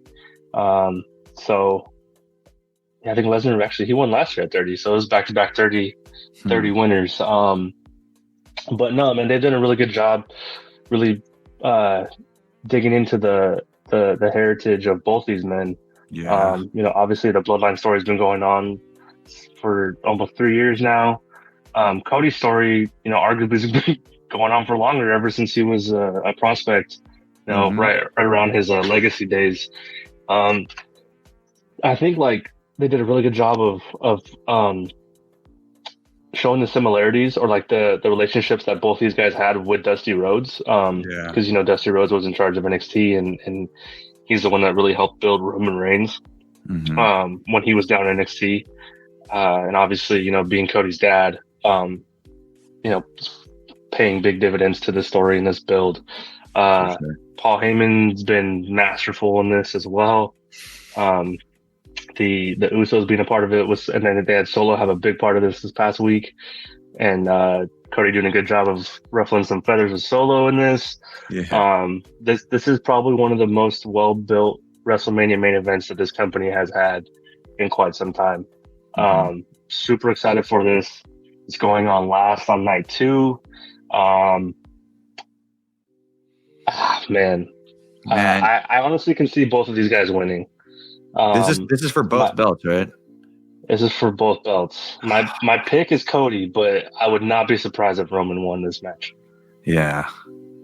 So I actually have a lot of thoughts about this. First of all, if you're gonna build an ultimate baby face like you are with Cody, put him second or first. Have him, work through all the squat, really earn that. Oh, in the Rumble. Yeah, in the Rumble. Okay. And plus, being a guy from AEW, having to go through all the WWE superstars, that is fucking storytelling down to a T. You know what I mean? Yeah. So with that said, the fact that he came in 30 and he's gonna take the belts off of Roman, you're really gonna let this AEW dude come in and take the belts right away? You're playing yourself. You know what I mean? I guarantee you, if this was Vince McMahon, he would fuck him. This would be some Montreal shit. You know what I mean? Oh, he'd probably have a dusty finish lined up for him for sure. Just like he used to do with his dad, dude, for sure. Right. So, I mean, no disrespect to Cody Rhodes. I feel like he doesn't need to win this to be over. You know what I mean? I feel like the bloodline story still has... I mean, just watching the recap, I feel like it's going to end the way it started, like I mentioned before we got started, with Jay challenging him, maybe, or him turning. Maybe the story is, he was forced into joining with the tribal chief because it's better to fly under the radar. That's why he connected with Sammy so much. You know what I mean? It could be like some kind of meta shit like that. But I do like the bloodline versus bloodline. And, you know, you guys talked about the long-term storytelling yesterday. Yeah. Or not yesterday, fucking the last episode. Last week, yeah. Yeah, and I mean, this is as long-term as you can go because it goes deep to, like, WWF. You know what I mean? Yeah, and like the best part about that is that in years past, like we've seen that, like as fans, like we could tell the parallels, we could tell like the underlying stuff that's been going on, but like they would never show us it, you know? Like with this story, like they've been showing us, they've been reminding us, they've been conditioning us to like remember that stuff too, and like I think it's helped with the casuals as well. Like there's some definitely like some deep rooted stuff here between these two guys. And they've done a really good job each week of trying to uncover another layer to it. I think though, there's one thing that we haven't seen with the bloodline, with their story, and that's when they lose everything, you know? I think them not having anything, and then you get like, cause when Solo was introduced, they said that like the elders sent him. So they could really play into that of like, well, they sent him to make sure that Roman doesn't fuck up. Right. So like now, like if Roman and the Usos are the ones that have matches on WrestleMania, not Solo. So if they lose it all, like that's what Solo's there for. He's the enforcer, right? So like they could really start to kind of twist it and turn it and make Solo like get some love. You know, maybe Roman goes away for a couple months because he obviously wants to do the Hollywood thing. Right. And you really put Solo in charge. Kind of setting it up for that too. If you look at the history. Right? Like, I think there could be some stuff there but it has to happen if, like, when they lose everything, you know? In my opinion, I think that's where it's going to be that's going to be more effective because you can add some deeper rooted stuff there between themselves. And then you can give Cody his monster baby face run. He's got a few people lined up. I think that would make some good, rivals going forward because we're going to be in that period between Mania and, SummerSlam where, like, the WWE doesn't have like football to compete with. And it's kind of when they go like lax on their stories and stuff like that. But this is going to be the first time that Triple H has the book. So I think they can do some really cool stuff with Cody if Roman has to take some time off. Or they can just keep the bloodline together and just feud with each other, like I said. But yeah, I mean, I really, I almost think like it's like if you don't pull the trigger on someone like Cody Rhodes, when he's getting the babyface pops that you like the company has searched for since John Cena's heyday, like you have to pull the trigger, right? You almost have to. Like if not Cody with this babyface run, like then who? You know, you didn't do it with Sammy in Montreal. Like I just feel like it's time. I feel like it's time for Roman to lose. I'm all in on the bloodline, man. So if I were at the show and the ones aren't up by the end of this, I'll be upset. Oh man, I know. I'm probably look like a fake ass ooze right now. That's not like very a real to you, bro. That's not very oozy of me, dude. I've been loving this. I've been loving the bloodline story. It's been like we talked about. We dissected it. It's been arguably the best storyline that they've ever done. And I think it's about to hit a new chapter with them being down on their luck. Some of their segments are pretty, like, they're award worthy, man. Like, I was showing Manny, I was like, then some of these scenes deserve an Oscar. Dude, Jey Uso, man, that guy. Yeah, best supporting actor, bro, in any television programming, huh? Yeah, he's been crushing it, dude. He's been crushing it. They've all been crushing it. It's all been great. It's weird, it's weird growing up seeing Paul Heyman because he always, like, you know. I always pinned him to Brock Lesnar, but even his character got elevated with Roman Reigns, you know? Yeah, and Cody laid it all out there. He was like, when you lose, like, Jay's going to leave and Jimmy's going to leave, and then Solo's going to be on his own, and Heyman goes back to being an advocate. I was like, damn. Like, yeah, I can see that happening. So, yeah, but shout out to the bloodline, dude, for real. Like, but as a wrestling fan, awesome, and as a wrestling fan, this is pretty much AEW versus WWE. Like a few years ago, this was like the dream match. So it happening in WrestleMania, like it's kind of a flex by the WWE. This is a massive flex for sure. I know that they would never touch on that. You know, that's going to be up for us. You know, for fans like us to kind of like debate and talk about because they're not going to mention it. Roman kind of did, and like the 2 promos ago on SmackDown. So dope. Yeah. Or might have been Raw, but yeah, dude, this is crazy.